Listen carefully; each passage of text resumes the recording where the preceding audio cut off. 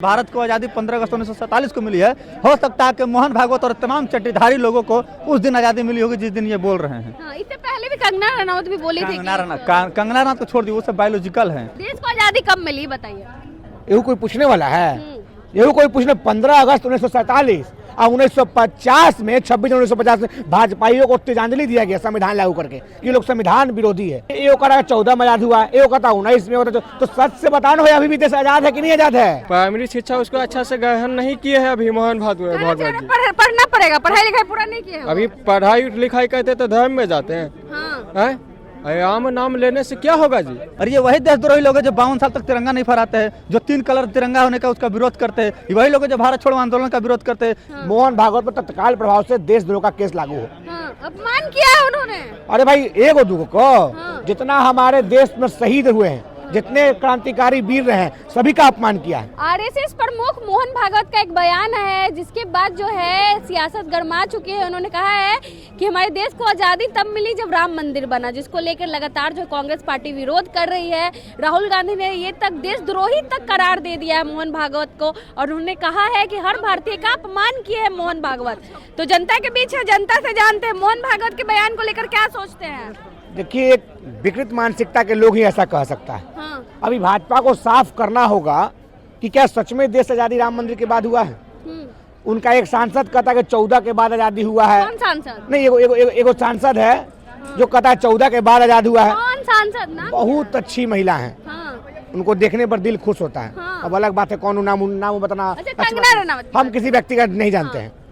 बहुत अच्छी महिला है, संस्कारी महिला है, कपड़ा उपड़ा ढंग का पहनती है, हम इतना जानते हैं। उसी तरह का उनका दिमाग भी है, जितना अच्छा कपड़ा है उतना अच्छा उनका दिमाग है।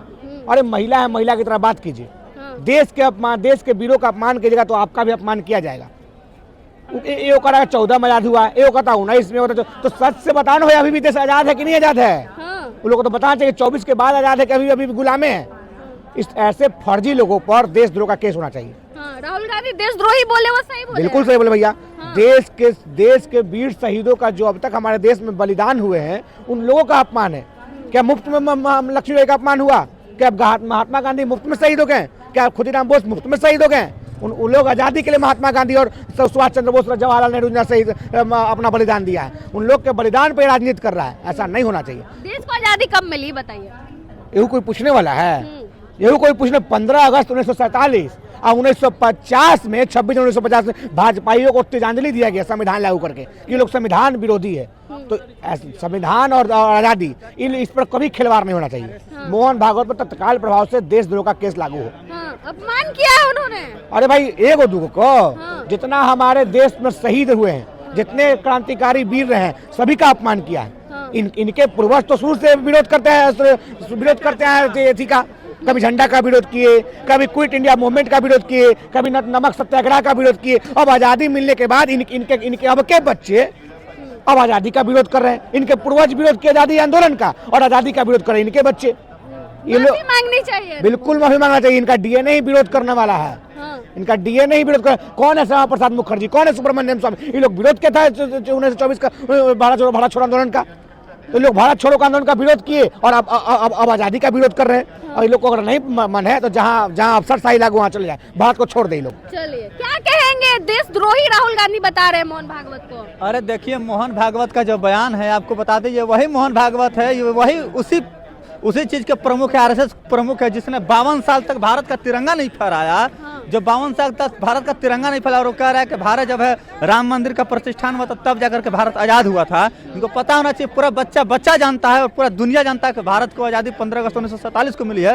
हो सकता है कि मोहन भागवत और तमाम चट्टीधारी लोगों को उस दिन आजादी मिली होगी जिस दिन ये बोल रहे हैं। इससे पहले भी कंगना रनौत भी बोली थी। कंगना रनौत को छोड़ दी, वो सब बायोलॉजिकल है। जिस तरीके से नरेंद्र मोदी बोलते हैं कि मैं बायोलॉजिकल हूँ, उसी तरह कंगना रनौत भी बायोलॉजिकल, उसको छोड़ दी। उसका डिस्टर्ब, उसका दिमाग का कोई ठिकाना नहीं है। और आरएसएस प्रमुख जो मोहन भागवत ने कहा है, उनके ऊपर एफआईआर दर्ज होना चाहिए, केस दर्ज होना चाहिए। जिस तरीके से उन्होंने कहा कि भारत को आजादी जो है राम मंदिर के निर्माण के बाद मिला है, प्राण प्रतिष्ठा के बाद मिला, ये बिल्कुल गलत है। भारत को आजादी सब बच्चा जानता है, पूरी दुनिया जानती है कि 15 अगस्त 1947 को मिली है। और मोहन भागवत की इसके लिए माफी मांगनी पड़ेगी, तो मांगनी पड़ेगी, चाहे उसके लिए कुछ भी हो जाए। माफी मांगनी पड़ेगी, बिल्कुल मांगनी पड़ेगी। इनके ऊपर एफआईआर दर्ज हो, इस बार देशद्रोह का मुकदमा बिल्कुल चलना चाहिए।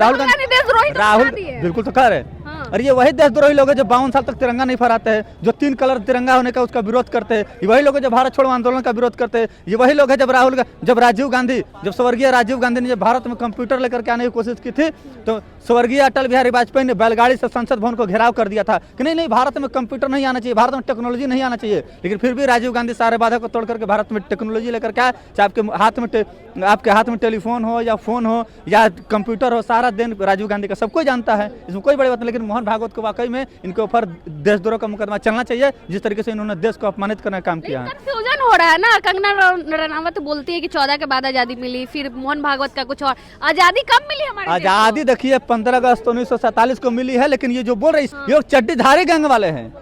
तो जो चड्डीधारी गैंग वाले हैं, जिसके चड्डी का कलर नारंगी रहता है, वो लोग ऐसे ही बयान देता है उलूल जुलूल। माफी मांगनी चाहिए मोहन भागवत, बिल्कुल माफी मांगनी चाहिए, नहीं तो उनके ऊपर देशद्रोह का मुकदमा चलना चाहिए। देश आजाद कब हुआ था?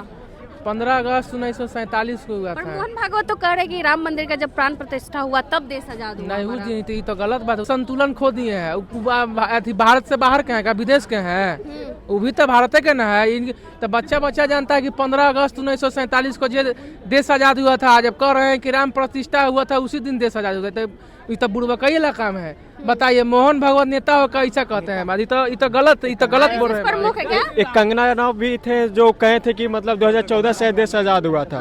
ये सब गलत चीज ना है। भाजपा में ही है, वो भी संसद हो करके इस तरीका से बातों करना, ये कहीं ना कहीं मतलब दिक्कत है। वो पढ़े लिखे नहीं है तब ना। देश आजाद कब हुआ? हमारे देश आजाद देश तो हुआ 15 अगस्त 1947 को देश आजाद हुआ। भागवत कह रहे कि राम मंदिर के प्राण प्रतिष्ठा। मोहन भागवत को पढ़ने पड़ेगा अभी, समझे ना। प्राइमरी शिक्षा उसको अच्छा से ग्रहण नहीं किए हैं अभी मोहन भागवत जी। पढ़ना पड़ेगा, पढ़ाई लिखाई पूरा नहीं किया। अभी पढ़ाई लिखाई करते तो धर्म में जाते हैं। राम नाम लेने से क्या होगा जी? शिक्षा मिलेगा, स्वर्ग। अमित शाह बोले ना, अम्बेडकर ये नहीं, आपके बच्चा के पास शिक्षा है नहीं है, आपके पास रोजगार है नहीं, तो आप विधि कैसे कीजिएगा? तो माफी मांगनी चाहिए मोहन भागवत को। तो माफी तो मांगना ही चाहिए। तो हम लोग जनता के बीच थे, मोहन भागवत के बयान को लेकर हमने इनसे बातचीत की। आपने सुना जनता की क्या प्रतिक्रिया है? बाकी आप अपनी राय कमेंट बॉक्स में जरूर दें। धन्यवाद।